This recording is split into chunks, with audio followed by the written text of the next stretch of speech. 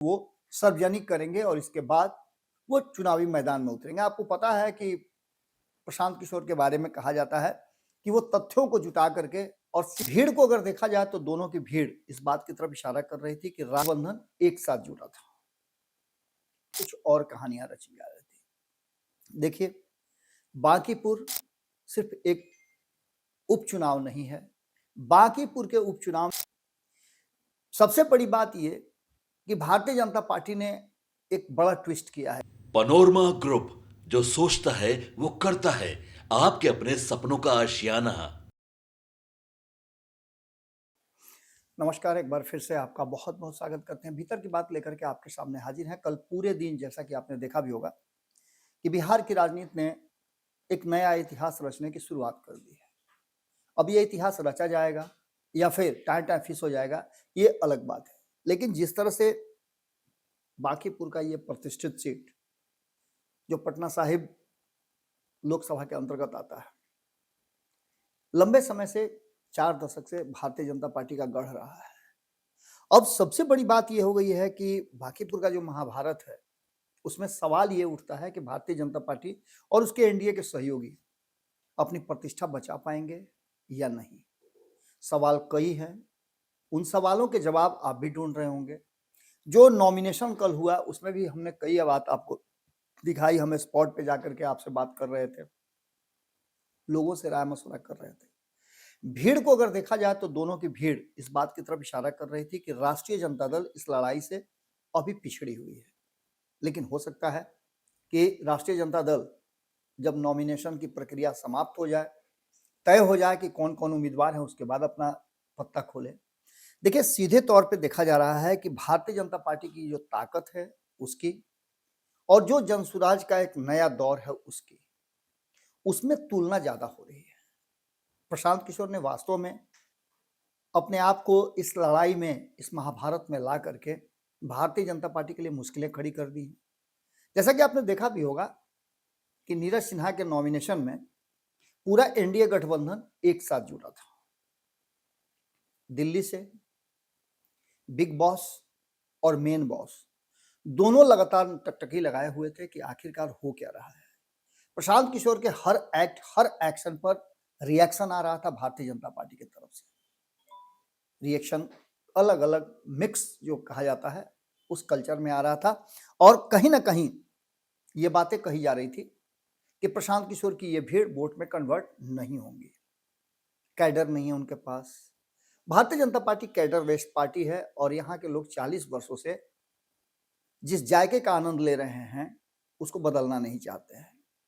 कई लोगों ने अपनी बात को बताया कि पिछले कई वर्षों से लगातार नितिन नवीन आम लोगों से मिलते जुलते रहे हैं और उनकी समस्या सुनते रहे हैं। तो वहीं कुछ लोगों ने यह भी कहा कि नितिन नवीन को हमने कई बातें कही हैं लेकिन वो नहीं हो पाया। हमने अपने क्षेत्र का जो सप्लाई वाला पानी है उसको पिलाने की कोशिश की, जो हम पी रहे हैं और जिसके चलते हम बीमार हो रहे हैं, हमने उसकी बात भी की। हमने नाली गली की भी बात की और इन सारी बातों को लेकर के कुछ और कहानियां रची जा रही थी। देखिए, बांकीपुर सिर्फ एक उपचुनाव नहीं है। बांकीपुर के उपचुनाव में भारतीय जनता पार्टी की प्रतिष्ठा दांव पे है। तो वहीं प्रतिष्ठा तो कहीं ना कहीं प्रशांत किशोर ने भी लगा दिया है। लेकिन प्रशांत किशोर का एक बात कहना है कि उनके पास खोने के लिए कुछ भी नहीं है और अगर इस सीट पे वो जीत गए तो कई आयाम आने वाले समय में वो लिख देंगे। उनके लोगों का गली गली घूम करके, हर वार्ड में घूम करके ये कहना और ये दिखाना कि देखिए, जब हम सरकार में नहीं है, सत्ता में नहीं है, हम विधायक नहीं है, हम कोई जनप्रतिनिधि नहीं बने हैं, आपने हमें जिताया तक नहीं है, फिर भी हमारे डर से भारतीय जनता पार्टी और भारतीय जनता पार्टी एनडीए की सरकार देखिए कितना क्विक एक्शन करना शुरू कर चुकी है। आज से 4 दिन पहले जिस नली गली को दिखा रहे थे, जहां पानी जमा हुआ था, वहां बिल्कुल नीट एंड क्लीन, साफ सुथरा था। उसको दिखा करके बता रहे थे कि जब हमारे नहीं आने पर, हमारे आने के सिर्फ संदेह पर, संशय पर, हमारे चुनाव लड़ने की घोषणा पर यह सब कुछ हो सकता है, तो आगे कितना हम कर सकते हैं। खैर, इन सभी बातों से अलग कुछ मुद्दों पर अगर विचार किया जाए, बात किया जाए, तो कहीं ना कहीं जनसुराज का पूरा प्लान क्या है, ये अभी भी वेग में है।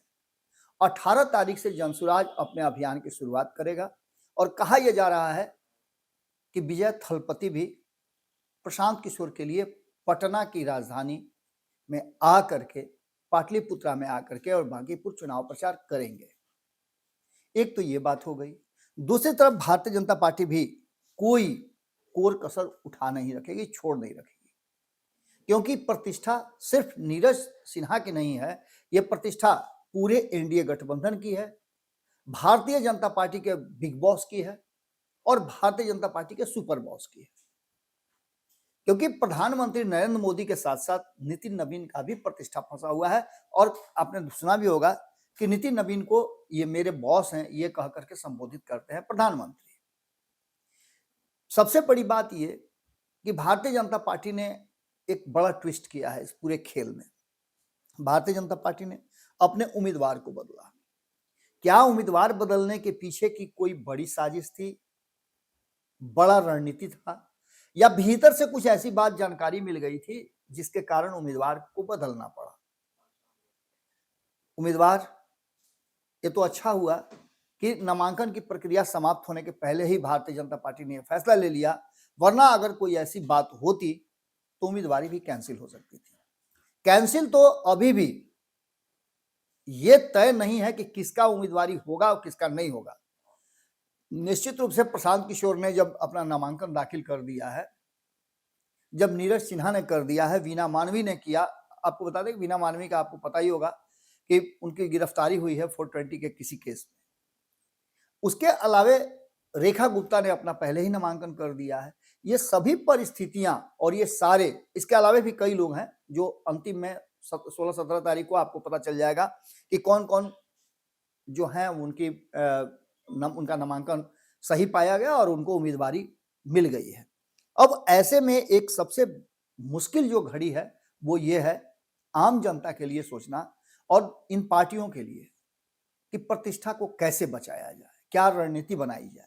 इस रणनीति को बनाने में नीतीश कुमार की भूमिका क्या होगी? अभी जो वर्तमान परिस्थिति है उसमें कहीं ना कहीं जो भीतर की बात है, असली बात है, वो ये है कि नीतीश कुमार ने अपनी बात को रख दिया है।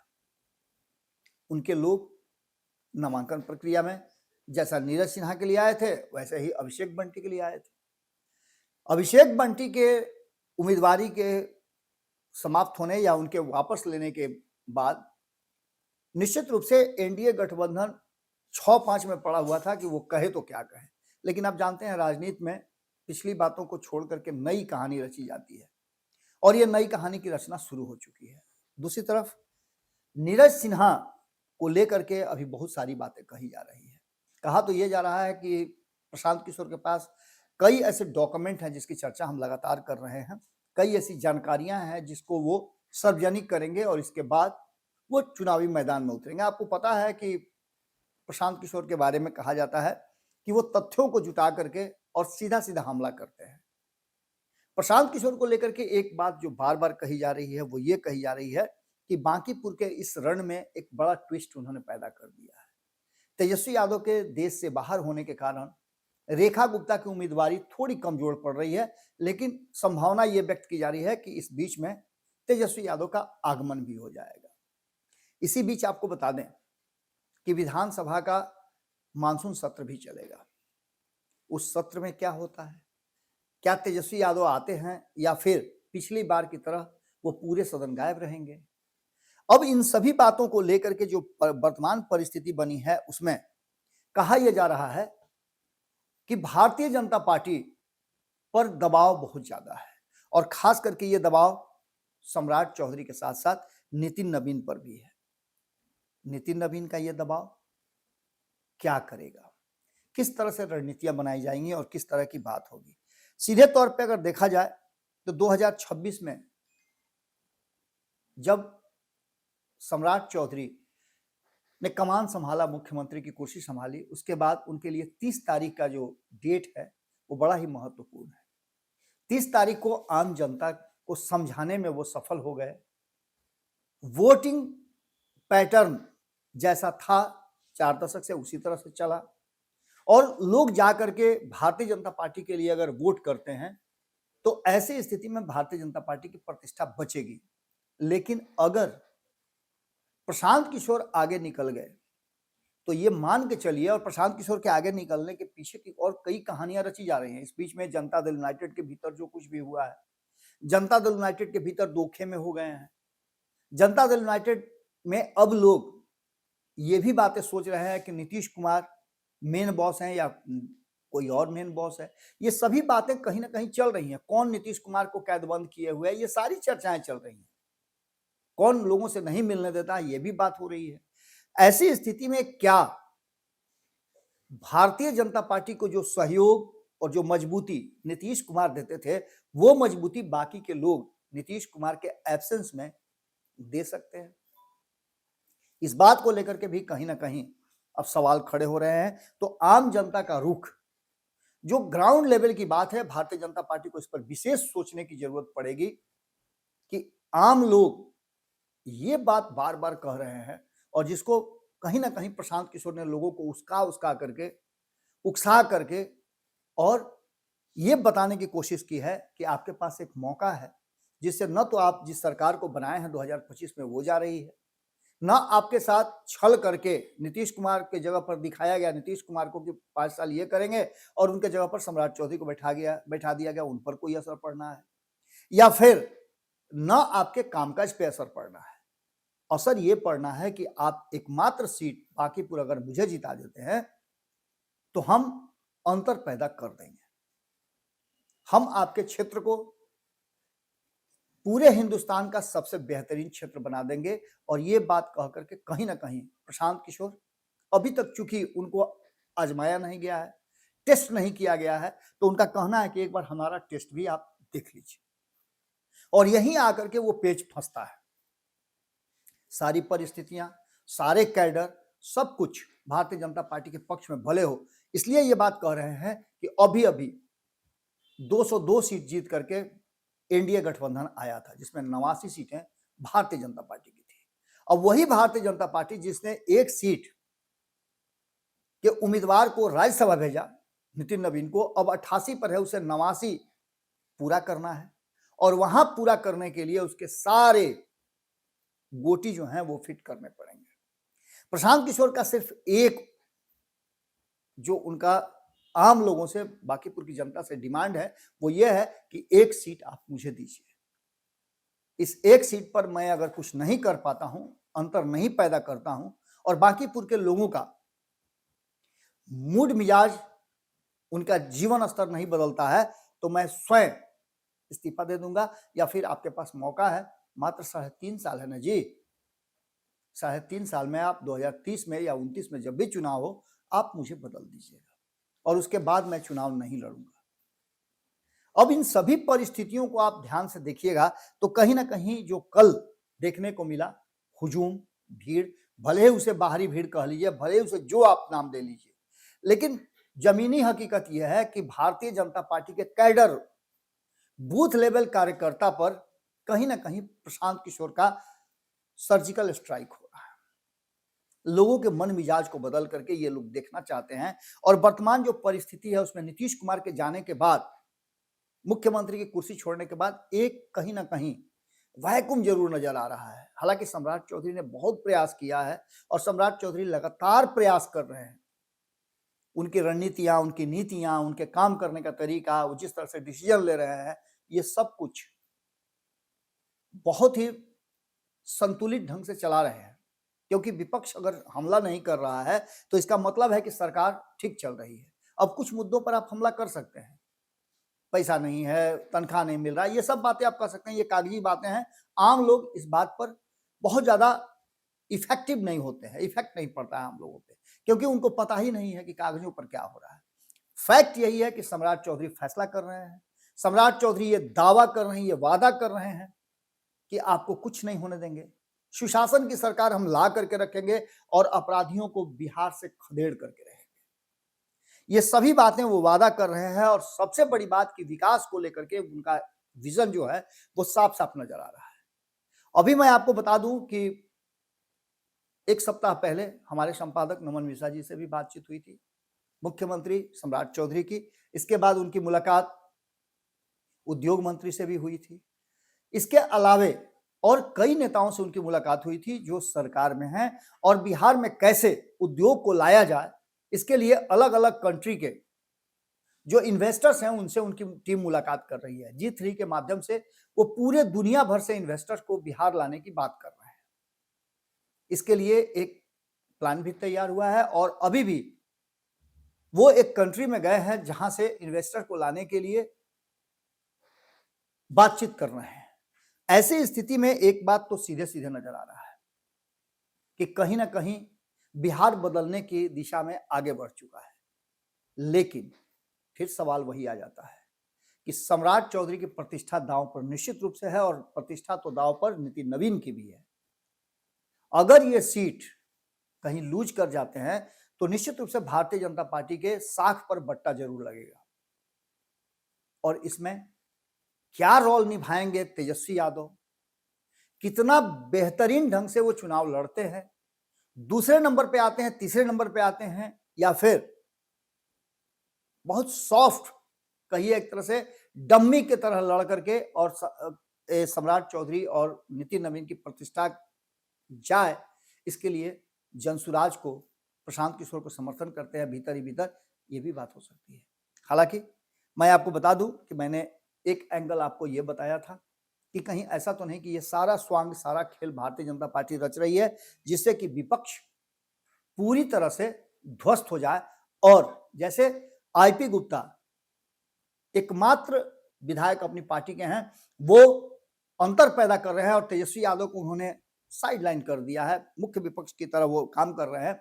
तो क्या प्रशांत किशोर को मुख्य विपक्ष के रूप में लाना और एक विकल्प तैयार करने की कोशिश चल रही है? क्या होगा, आप क्या सोचते हैं? आपने कल देखा होगा किस तरह से नामांकन में शक्ति प्रदर्शन हुआ। उस शक्ति प्रदर्शन के बाद आपकी क्या राय है? क्या आपको भी लगता है कि यहां बांकीपुर में चुनाव फंस गया है और भारतीय जनता पार्टी के ऊपर काफी दबाव है? अगर ऐसा है तो क्या प्रशांत किशोर से उस दबाव को या दबाव से बाहर निकल करके भारतीय जनता पार्टी अपना खूंटा ठोक पाएगी? हम आपसे कल फिर बात करेंगे और जानेंगे आपके कमेंट के साथ। देखिए, आप कमेंट करने में कोताही कर रहे हैं। अगर आप अपनी बात को ठीक ढंग से रखेंगे नहीं तो निश्चित रूप से हमें क्या पता चलेगा कि आप क्या सोच रहे हैं। आप अपनी राय, बांकीपुर का चुनाव क्या बिहार से देश भर में एक अंतर पैदा करेगा? क्या यहाँ के चुनाव में आपको लगता है कि भारतीय जनता पार्टी मजबूती के साथ जैसे चुनाव जीतती आ रही है, लड़ती आ रही है, लड़ेगी और जीतेगी भी, या फिर प्रशांत किशोर ने अंतर पैदा कर दिया है और ऐसी स्थिति में अगर ऐसा कुछ होता है, परिस्थितियां बदलती हैं या भारतीय जनता पार्टी के फेवर में नहीं जाती हैं, तो क्या होगा? जुड़े रहिए भारत लाइव के साथ, खबरों का सिलसिला लगातार जारी है। बहुत बहुत धन्यवाद। नमस्कार। आपके सपनों को हमने सजाया है, ई होम्स पैनोरामा को हमने बनाया है। ई होम्स मेरा एक सपना था जिस पे मैं पिछले 4 साल से काम कर रहा था। हमने जो बनाया है वो सबने है माना। ई होम्स पैनोरामा में हो आपका भी आशियाना। और फाइनली हमने 2021 में इस प्रोजेक्ट को लॉन्च किया। बहुत लोग अप्रिशिएट कर रहे हैं कि पूर्णिया जैसे शहर में, बिहार के, एक तो बिहार की बात करें उसमें भी पूर्णिया जैसे छोटे जगह में इस तरह का लाइफस्टाइल देना, ये सुन के हम लोगों को बहुत अच्छा लगता है। ई होम्स में हमने कुछ और भी किया है, जैसे हम जिस जगह में रह रहे हैं हमारे फैमिली सिक्योर हो, उनको सिक्योरिटी का ध्यान में रखा है। आपकी सुविधा और सुरक्षा आपके लिए खास है, ये आपका विश्वास है। इसमें आर्टिफिशियल इंटेलिजेंस का 7 लेयर सिक्योरिटी का हमने इस्तेमाल किया है। लस ग्रीन कैंपस को बनाया है। यदि हमारा बाउंड्री वाल है तो वो वर्टिकल गार्डन है। ये जितनी भी फैसिलिटी होता है एक इंटरनेशनल टाउनशिप में, ई होम्स है, ये हम लोग विश्वास नहीं कर पा रहे हैं। जो भी हमारे मित्र, दोस्त या जो भी हमारे बाहर के बाहर आते हैं तो हम लोगों को बहुत अच्छा सुनने को मिलता है और बहुत अच्छा क्रेडिट मिल रहा है। वो सारा हमने सिर्फ एक बिल्डिंग नहीं बनाया, हमें एक बहुत अच्छा लाइफस्टाइल दिया ई होम्स में, और मेरा एक सपना था जिसको मैं आज फुलफिल होते हुए देख रहा हूँ। ये आपका आवास है। ई होम्स पैनोरामा में अब आपका निवास है। E homes panorama, luxurious lifestyle redefined. Panorama group, जो सोचता है वो करता है। अगर ये वीडियो पसंद आई और वह बिहार के राजनीति, और बिहारियत से सरोकार रखेनी तो सब्सक्राइब बटन दबा के चैनल के सब्सक्राइब कर ली। ओजे एगो घंटी बा, ओकरा बटन दबा देला से कुल सटीक और मारक खबर रुआ मुफ्त में मिल जाई। अगर रुआ पत्रकारिता के हमनी के नया प्रयोग में सहयोग कर चाहतानी तो ज्वाइन बटन दबा दी। पेटीएम नंबर नोट कर ली 9386816700।